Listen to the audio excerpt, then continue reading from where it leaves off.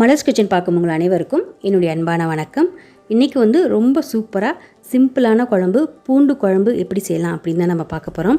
இந்த பூண்டு குழம்புல பூண்டு அப்புறம் சின்ன வெங்காயம் இது ரெண்டு மட்டும்தான் சேர்த்து செய்ய போகிறோம். அதனால ரொம்ப சுவையாக இருக்கும். செய்கிறது ரொம்ப ஈஸி தான். இது கூட நம்ம அப்பளம் வச்சு சாப்பிடும்போது இன்னும் ரொம்ப டேஸ்ட்டாக இருக்கும். ஸோ வாங்க இந்த சூப்பரான சிம்பிளான பூண்டு குழம்பு எப்படி செய்யுதுன்னு பார்க்கலாம். பூண்டு குழம்பு பண்ணுறதுக்கு முதல்ல புளியை ஊற வச்சிடலாம். நான் இன்றைக்கி ஒரு பெரிய நெல்லிக்காய் சைஸ் அளவுக்கு புளி எடுத்திருக்கேன். முதல்ல இதை தண்ணியில் ஊற வச்சிடலாம். அதுக்கப்புறமா இப்போ குழம்பு பண்ண ஆரம்பிச்சிடலாம். ஸ்டவ் ஆன் பண்ணி கடாயில் 5 டேபிள் ஸ்பூன் அளவுக்கு எண்ணெய் சேர்த்துக்கிறேன். எண்ணெய் இப்போ நல்லா சூடாகிடுச்சு. இதில் 1 டீஸ்பூன் வெந்தயம், அதே மாதிரி 1 டீஸ்பூன் சோம்பு, இது ரெண்டும் சேர்த்து நல்லா பொரியட்டும். பொரிஞ்சு கொஞ்சம் வாசனை வந்த பின்னாடி கருவேப்பிலை இலைகள் கொஞ்சம் சேர்த்துக்கலாம். கருவேப்பிலை இலைகளும் நல்லா பொரிஞ்சு இப்போ வாசனை வந்துடுச்சு.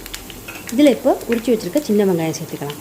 சின்ன வெங்காயம் ஒரு 20 சின்ன வெங்காயம் எடுத்திருக்கேன். இதை சேர்த்துக்கலாம். நான் கட் பண்ணாமல் அப்படியே தான் சேர்க்குறேன். நீங்கள் கட் பண்ணி கூட சேர்க்கலாம்.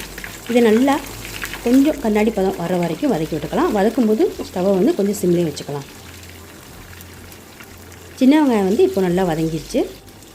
இப்போ இதில் நம்ம உரித்து வச்சுருக்க பூண்டு சேர்த்துக்கலாம். பூண்டு 1 கப் அளவுக்கு பூண்டு எடுத்திருக்கேன். இதை சேர்த்துக்கலாம். சேர்த்துட்டு இதையும் 2 நிமிஷம் வெங்காயத்தை கூட நம்ம வதக்கி விட்டுக்கலாம். பூண்டு நல்லா வதங்கினதும் கொஞ்சம் வாசனை வரும். அது வரைக்கும் வதக்கிக்குவோம்.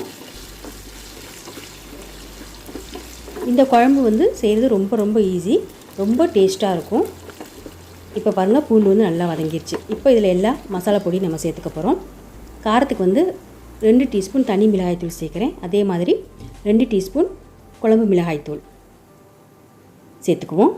அப்புறம் மல்லிப்பொடி 4 டீஸ்பூன் சேர்த்துட்டு குழம்புக்கு தேவையான அளவு உப்பையும் சேர்த்துருவோம்.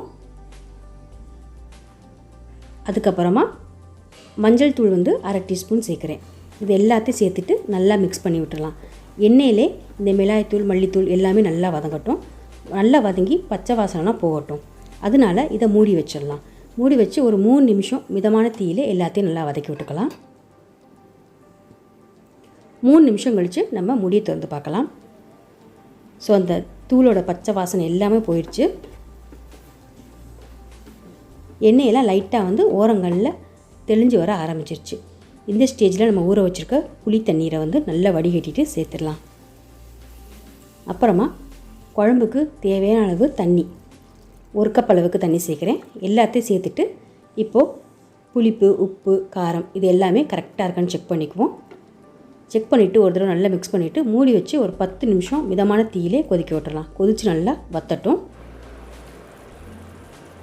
10 நிமிஷம் கழித்து மூடி திறந்து பார்க்கலாம். குழம்பு நல்லா கொதித்து திக்காக வந்துருச்சு. ஊற்றின எண்ணெயெல்லாம் நல்லா தெளிஞ்சு வந்துருச்சு. சூப்பராக பூண்டு குழம்பு ரெடி ஆயிடுச்சு. இந்த குழம்புல நான் தக்காளி எதுவும் சேர்க்கலை. அப்படி நீங்கள் தக்காளி சேர்க்குறதா இருந்தால் புளியை கொஞ்சம் கம்மி பண்ணிக்கிங்க. பாருங்கள், பூண்டு அப்புறம் சின்ன வெங்காயம் இது ரெண்டும் சேர்த்து ரொம்ப சூப்பரான குழம்பு ரெடி ஆயிடுச்சு. பூண்டு நான் முழுசாக தான் சேர்த்துருக்கேன். நீங்கள் கட் பண்ணி கூட சேர்த்துக்கலாம். இவ்வளோதாங்க, சூப்பரான பூண்டு குழம்பு ரெடி ஆயிடுச்சு. கடைசியாக கொத்தமல்லி இலைகளை மேலே சேர்த்துட்டு ஸ்டவ்வை ஆஃப் பண்ணிடலாம். ரொம்ப சீக்கிரமாக டேஸ்ட்டான பூண்டு குழம்பு ரெடி ஆயிடுச்சு. காய்கறி இல்லாத நேரங்களில் இந்த பூண்டு குழம்பு ட்ரை பண்ணால் ரொம்ப நல்லாயிருக்கும். இதுக்கு சைட் டிஷ்ஷாக நம்ம எந்த வகையான கூட்டு இல்லை அப்பளம் இது ரெண்டும் இருந்தாலே போதும். ரொம்ப சூப்பராக இருக்கும் இந்த குழம்பு. நீங்களும் இதை வீட்டில் ட்ரை பண்ணி பாருங்கள். எப்படி இருந்துச்சுன்னு கமெண்ட்ஸை சொல்லுங்கள். வீடியோ உங்களுக்கு பிடிச்சிருந்துச்சுன்னா வீடியோ கீழே லைக் பண்ணுங்கள், ஷேர் பண்ணுங்கள்.